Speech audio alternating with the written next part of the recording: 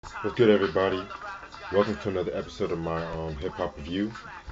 The album I'm about to review today is EPMD's second studio album, Unfinished Business, released in 1989 on Fresh and Sleeping Bag Records, but it was reissued in 1991 on Priority Records and stuff like that. So yeah.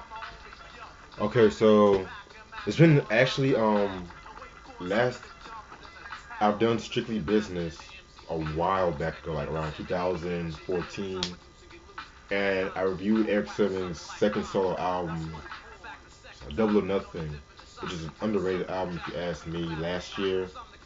Um, so I thought, you know what, I might go back to my EPMD reviews, and stuff like that. I have like all the albums up to Back in Business, so yeah. Okay, so only yeah, only single that was released from this album is what you listen to in the background right now. So what you're saying? Of course, EPMD produced everything. Guest appearances, K Solo. I'll get into him later.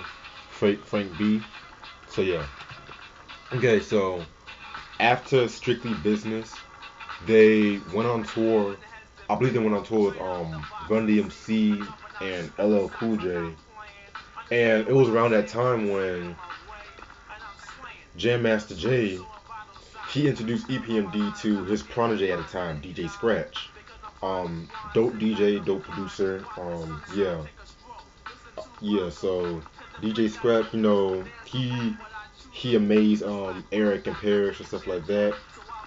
And it was when DJ Scratch was with EPMD that a lot of people started like comparing EPMD to Run DMC. It was kind of evident because I was watching the Unsung episode of EPMD last night. Very dope episode of Unsung, by the way. And I think it was Paris who said that Run DMC was a huge influence on them.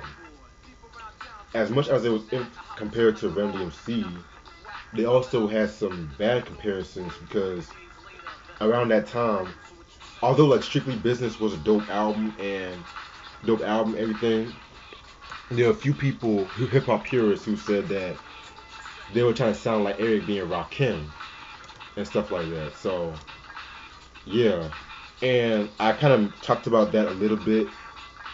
I think I talked about that a little bit with the Fall the Leader album. I don't know. I talked about that how they kind of had like a little beef and shit like that, but yeah. Other than that, what else? Also, that same year, they Parrish put K Solo on this album, and I believe this is actually K Solo's first appearance on Wax. And for those of you who don't know who K Solo is, he's an MC from Brentwood. Um, I know a lot of people know him now for his beef with DMX. He had a beef with DMX, Keith Murray. But dude can actually spit though. Like his first album, I need to get my hands on his first album though. Other than that, what else about this album? And yeah, they were working on this album, Unfinished Business, and dropped '89. Like this whole album, well, I believe this album was actually certified gold a couple days after the album was released and stuff like that. It was his second album to go #1. Yeah. Unfortunately, I don't have. This is not like I don't have the booklet. It's just a digipack because I mean, if you guys remember one of my CD collections, there's a collection of EPMD albums, like 5 albums in one, and stuff like that. So it was a good deal, but I still hate these digipacks and stuff. Other than that, 12 songs. You guys know how I'm about to do. Track #1, So What You're Saying. Um, Classic hip hop song right there. Um, that beat is so fresh. That was one of the freshest beats I've ever done. Um, Dope use of the that BT Express sample. Dope use of that. And what I got from that song was it was just answer a shot back at their critics who thought they were one hit wonders, who thought they were one hit wonders. They said that they can still do dope stuff and all that stuff, you know what I'm saying? So yeah. Um I I thought that song was kind of ahead of its time too, in my opinion, and stuff like that. So what you're saying? That was a song. Track number two, Total Chaos, playing in the background as well. Um, Another dope song, and stuff like that. Solid song right there. Get the Bozak, track three. All my DMX heads should know about that sample too. Get the Bozak. That is a very interesting song right there. Um, Very interesting song right there. I felt like Eric Sermon, he shined on that song, in my opinion. That's another thing about Eric Sermon too. Like, yeah, he has that lazy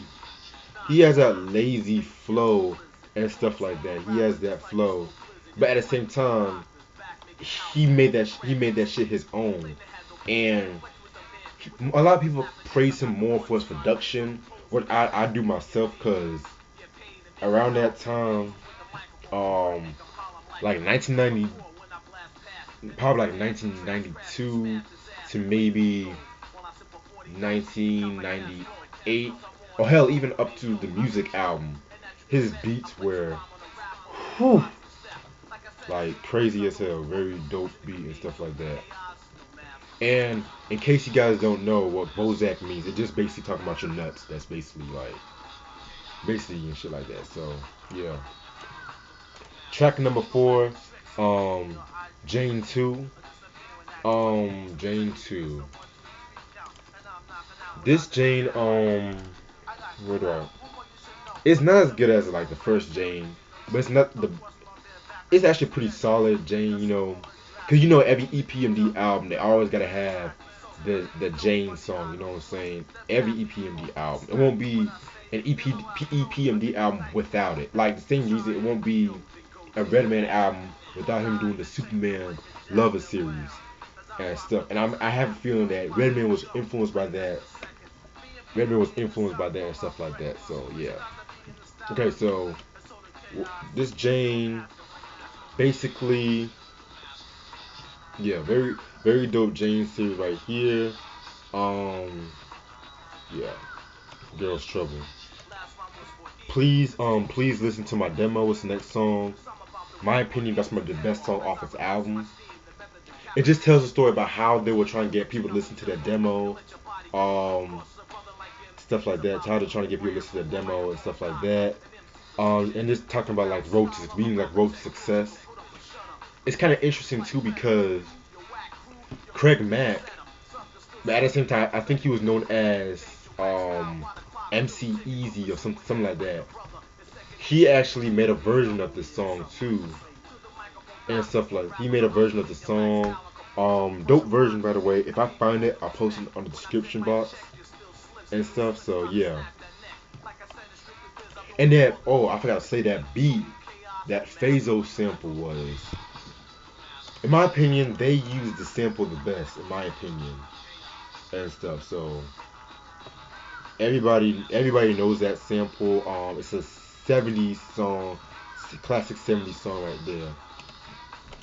Okay. What else? Okay. Next time it's time to party, which was kinda a little bit. It's kind of this song kind of reminds me of when the first album had that song due to Steve Martin. They just had to throw in that party track, just to get people dancing, just to get airplay. You know what I'm saying? Next, it's got Who's Booty, another sex song and stuff like that. Um, that song right there. What can I tell you about that song? What can I tell you about that song? Basically, he meet Eric. They're talking about how each member talks about how they want to, get sex and stuff like that. Like Eric, he meets his girl at a club and stuff like that, and he meets a girl at a club. They start kicking and shit like that, and she offered him food, and like he said no thank you and all that stuff like that. And so basically we just getting at it. They about to do their own thing. You know what I'm saying?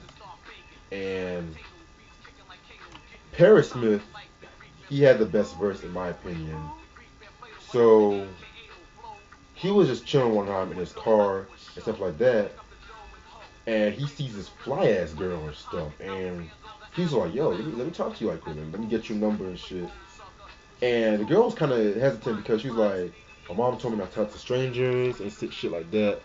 But next thing you know, she changed her mind, and yeah, I'm not gonna reveal all that stuff and stuff like that. I'm not gonna reveal that, but you have to listen to it for yourself. Yeah, dope song right there, very dope song. Next song, The Big Payback. Hands motherfucking down. Eric Simmons' best performance on this album. He just goes in on that song. Classic EPMD, that classic braggadocio flavor they did. Um, Strictly Snapping Necks is the next song. That song was alright. That song was alright. Knick Knack Paddywhack is the next one. Very cool song right there. He uses that the Joe Cocker sample and stuff like that.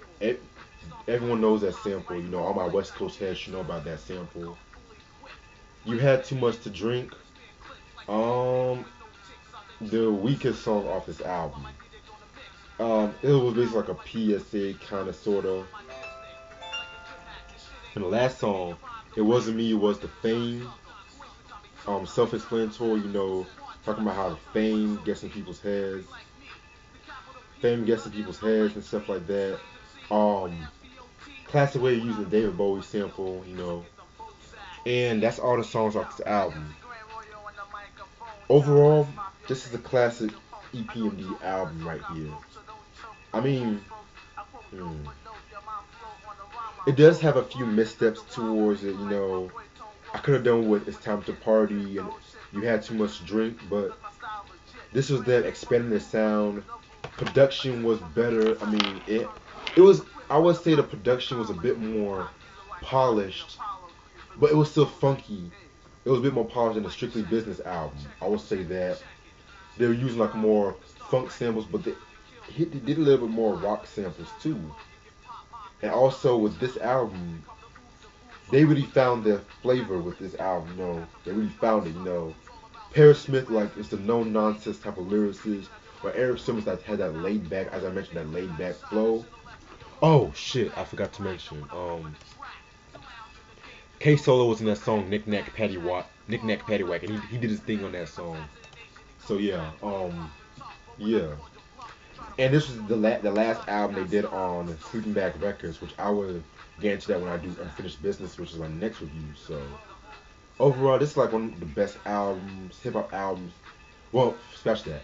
Not only one of the best hip hop albums of '89, but one of the best albums in '89 period. EPMD, Unfinished Business, dope album, must have in your collection. Alright, Unfinished Business is next, y'all.